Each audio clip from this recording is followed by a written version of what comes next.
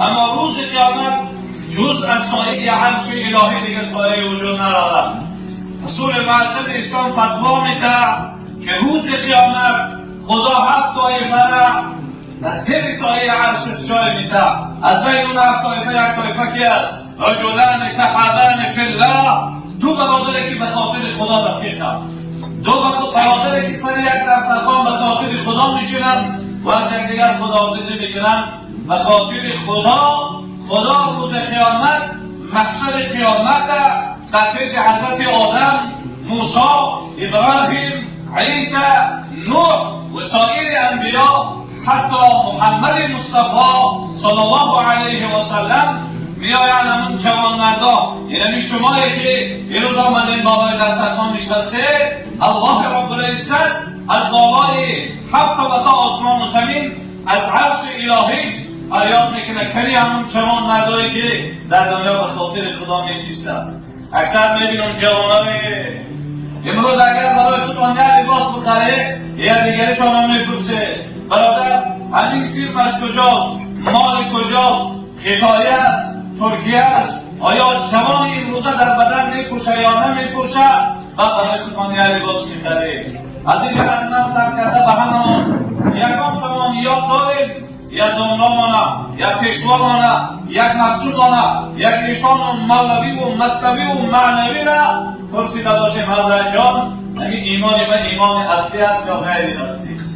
برای یک لباس اصلی چی تحقیقات میکنیم؟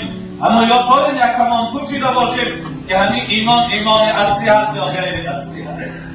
حضرت دامنه عجیب بیان کردن، گفتن چی گونه اعضای انسان به غذا محتاج است، روح انسان به موعظه محتاج است. یکی از صحابه پیامبر صلی الله علیه و سلم حضرت جان پرسیدند حضرت من از کجا بدانم ایمان اصلی هست، از کجا بدانم ایمانم در درجه اول هست؟ پیامبر صلی الله علیه و سلم مختصر جواب دادند، فرمودند و ان تلقا اخاک بوجه تلقین، همون زمان برادرت میآید، رفیقت میآید، دوستت میآید، پیشوازش بگیری چهره گشاد کردی، حالا سری در سرخان میشینه، توی برادر سبب از تو ایمان کامل میشه. وقتی برادر تبسم کردی پیشواز میگیری، حبیب خدا میفرماید ایمان در درجه اول هست. ببین رسول اکرم صلی الله علیه و سلم حدیث پیامبر صلی الله علیه و سلم سوره مبارکه والضحی نازل شد و اما السائل فلا تنهر. ای حبیبی ما، ای محمد علیه الصلاة والسلام، مبادا شما را یک از یک چیز پرسید سروش نکنید. صحابه گفتند حضرت جان ما خمان چیزی نداریم بخوریم، هیچ خیر را نمیکنیم. پیامبر صلی الله علیه و سلم گفت کلمه خوب هم نداری، کلمه خوب در جواب برادر صدقه است. در حدیث دیگر پیامبر صلی الله علیه و سلم فرمودند تبسم در چهره برادر صدقه است. وقتی میایی روبرو در سرخوان برادر را میشینی تبسم کردی، در پیش پروردگار از جمله همون انسان‌هایی هستی که تو صدقه کردگی هستی. حالا ببین داماد صحبت کرد که وقتی گپ زدن من گپ نزنه. چرا؟ زیرا طبیعت انسان همی است وقتی صحبت کردن از یک از صحبت کنه وقتی چگون میکنه. پیامبر صلی الله علیه و سلم اگرچه پیامبر بودن اما طبیعت انسانی داشتن. اکثر من قاعده بغدادی خواندگی، اول از سوره عمه، بعد از سوره والنازعات، بعد از سوره عبسه هست. سبب نزول آیه چی بود؟ بسم الله الرحمن الرحیم عبس و تولی ان جاءه الاعمى. ببین پیامبر نازنین محمد صلی الله علیه و سلم صحبت میکردن، یا صحابه چشم بینا نداشت. در بین صحبت پیامبر آمد، پیامبر ناراحت شد و چهرهش دیگرگون کرد و الله رب العزت آیت نازل کرد بسم الله الرحمن الرحیم عبس و تولی. محمد چهرهش دیگرگون کرد و خوش ناراحت کرد به خاطر که پیشش یک بنده این نابینا اینا آمد. ببین هر موقعی که این صحابه می آمد رسول اکرم صلی الله علیه و سلم از جاش نشستی میگو اهلا و سهلا مرحبا بکم بمن عاقبنی ربی. بیا عبدالله خوش آمدی، من یک بار تو خوشرو نگاه نکردم، خدا من در قرآن جنجا کرد، بیا خوش آمدی. بار پیامبر صلی الله علیه و سلم حیاتش در یک بار خوشرو نگاه نکرد، آیت نازل شد. و این روزا ما چند برادر میبینیم چهره بی‌جدتی نگاه میکنیم های روزه میشه و خدا قاضی میشه و اگر من شما را این سوال بکنه چه جواب میدید؟ در این آیت علما که جواب میدهند یکی از جواباتی است که آیا خداوند واقعا حبیبش جنجال کرد؟ یا اهل علم در کلمه عربی یکی از صیغه ها و کلمه هایی که مخاطب گفته استفاده می شود در اونجا اگر باید صحبت میشه این گونه میشه عبسته و تولینا، چرا رو گردوندی و چرا خود من ناراحت کردی؟ اما خدا این گونه صحبت نکرد، گفت عبسته و تولا. گویا یک کلمه های استفاده بود که در اون مجلس رسول الله حضور نداره. محمد رو گردون، نگفت محمد چرا رو گردوندی؟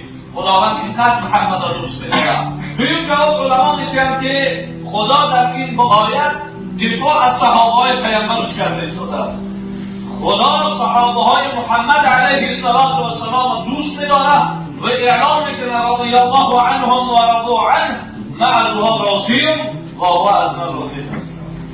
عقیده اهل سنت و جماعت خصوصا که مردم ما عقیده و عمل کن مذهب حضرت امام ابو حنیفه رحمت الله علیه است، چه از عقیده و چه از عمل عقیده اهل سنت و جماعت دوست داشتن صحابه را دین و ایمان من شما میگه و خدا هم از صحابه پیامبر صلی الله علیه و سلم دفاع داره و اینکه چهرها خوشحال میشه و ایمان ها قوی میشه و این توی ها همین معرکه ها سبب میشه و ایمان انسان قوت بگیره.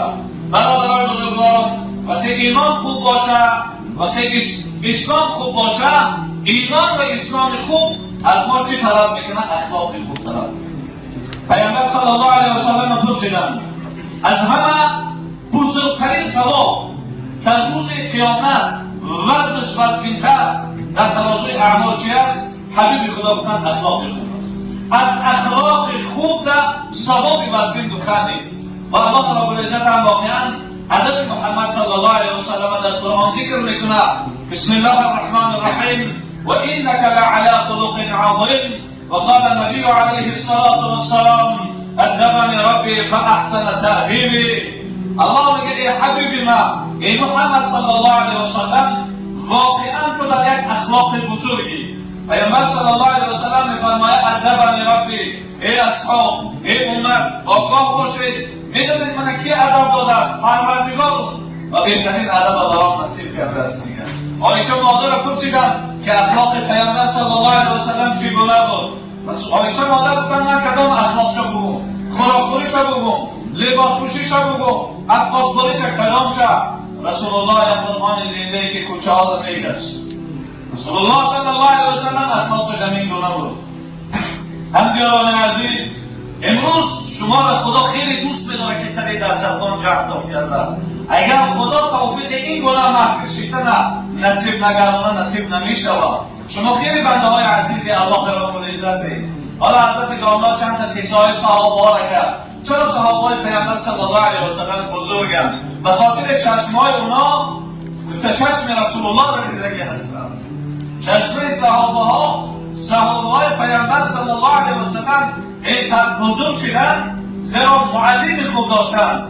رسول اکرم جبرئیل امین میآید، سلامش میگه و بعد سلام میگه ای محمد علیک الصلاة و السلام، برم ابوبکر سلام بگو خدا ابوبکر سلام میگه و بعد میگه که خدا میگه من از ابوبکر راضیم. خیلی ابوبکر پرسید از خدا راضی است یا نیست؟ رسول الله بخیل نبودن، سخی بودن، آمدن گفتن ابوبکر مبارک شود خدا سلامت میگه و بعد سلام از تو اعلان رضایت کرده. آیا سوال میکنه که ابوبکر از خدا راضی است یا نه؟ حضرت ابوبکر گفته حضرت جان من چطور راضی نباشم؟ من نبودم من پیدا کرد و تو اعلان رضایت کرد. خدا من از راضی هستم و تو پیغمبر هستی ایشم راضی هستم و دین اسلام از اسلام راضی هستم.